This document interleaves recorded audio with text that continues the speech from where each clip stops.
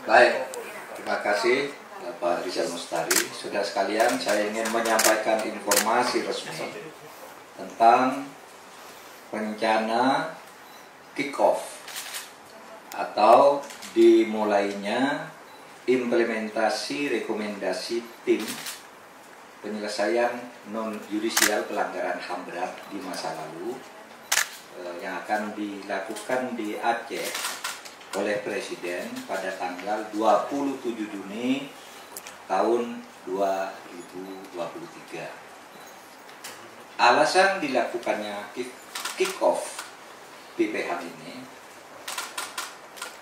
tim penyelesaian non-yudisial pelanggaran hak asasi manusia berat atau tim PPHAM telah menyerahkan rekomendasi kepada Presiden pada tanggal 11 Januari tahun 2023, dan pada waktu itu setelah menerima laporan, Presiden membuat pernyataan atau penegasan resmi sebagai berikut. 1. Mengakui dan menyesalkan terjadinya pelanggaran HAM berat di 12 peristiwa yang telah ditetapkan oleh Komnas HAM. Pengakuan ini menjadi niscaya, artinya memang harus diakui oleh negara karena telah ditetapkan oleh Komnas HAM sesuai dengan kewenangan konstitusional yang diberikan oleh negara. Pernyataan Presiden berikutnya, pemerintah akan berupaya sungguh-sungguh untuk mencegah terjadinya pelanggaran HAM yang berat untuk masa-masa yang akan datang, dan pemerintah juga berjanji akan berusaha untuk memulihkan hak-hak para korban. Berikutnya, pemulihan hak para korban itu dimulai atau kick-off oleh Presiden pada hari Selasa, tanggal 27 Juni 2023, akan dilangsungkan di Rumah Gedong, Kabupaten Piti, Aceh. Bersamaan juga mulai dilakukan pemulihan HAM pada wilayah-wilayah lain dari 12 yang direkomendasikan oleh Komnas HAM. Itu daerahnya memang banyak, ada beberapa daerah, tapi kita pusatkan kick-off-nya dari Aceh, dari Rumah Gedong. Kemudian juga akan dilakukan kick-off untuk pemulihan hak para korban dan keluarga korban yang ada di luar negeri. Berbagai dukungan untuk program pemulihan melalui pemenuhan hak-hak konstitusional para warga atau hak-hak konstitusional para korban diberikan dengan melibatkan 19 kementerian dan lembaga. Mengapa dibuat kebijakan PPH atau penyelesaian non-yudisial pelanggaran HAM berat? Alasannya ada dua.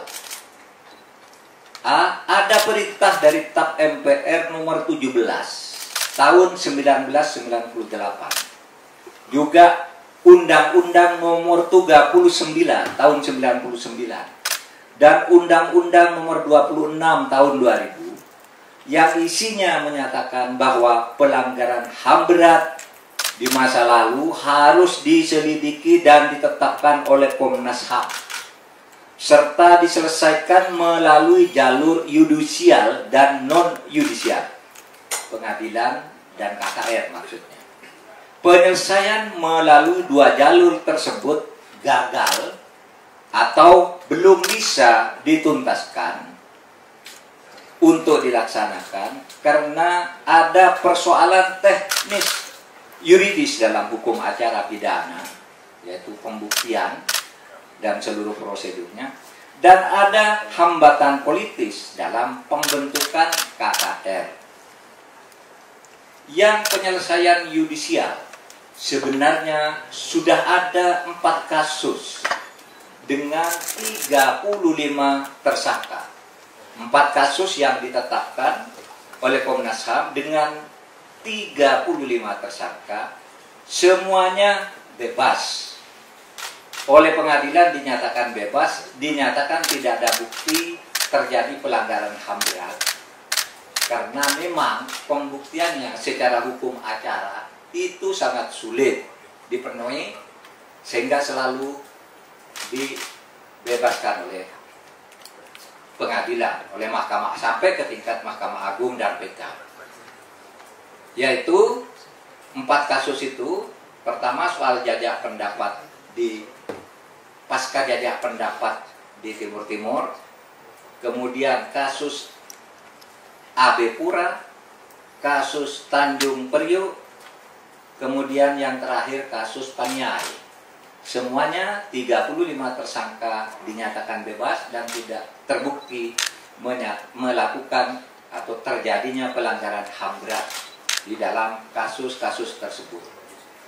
Oleh karena karakteristik semua kasus yang dibuat oleh Komnas HAM itu sama di dalam ukuran hukum acaranya, maka agar tidak tertunda-tunda, pemerintah akan menyantuni para korban, bukan menangani para pelaku, yaitu menyantuni para korban melalui penyelesaian non-yudisial.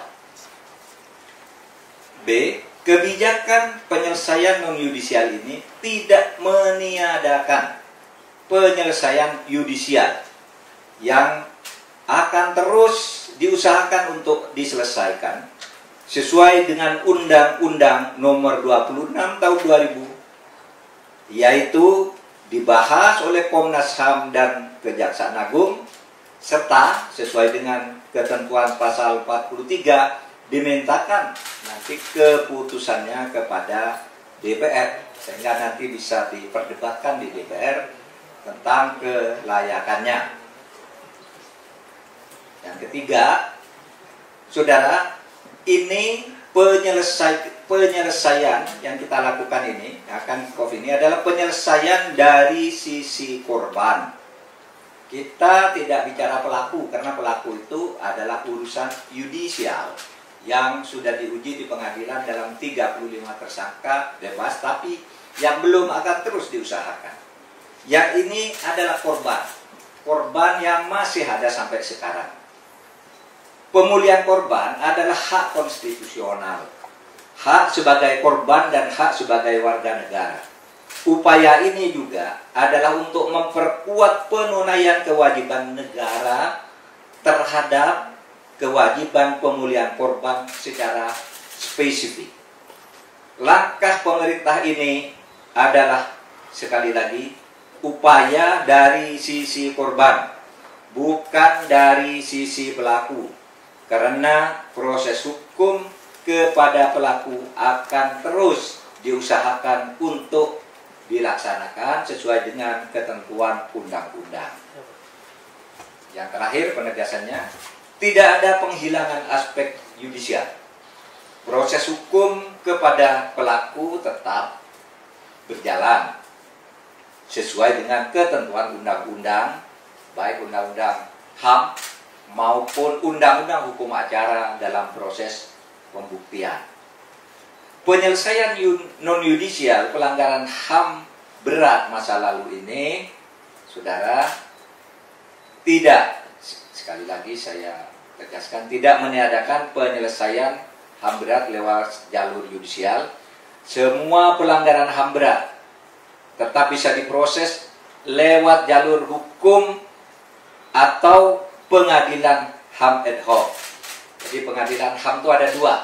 Satu, pengadilan HAM ad hoc, yaitu pelanggaran HAM berat yang terjadi sebelum tahun 2000, sebelum keluarnya Undang-Undang Nomor 26.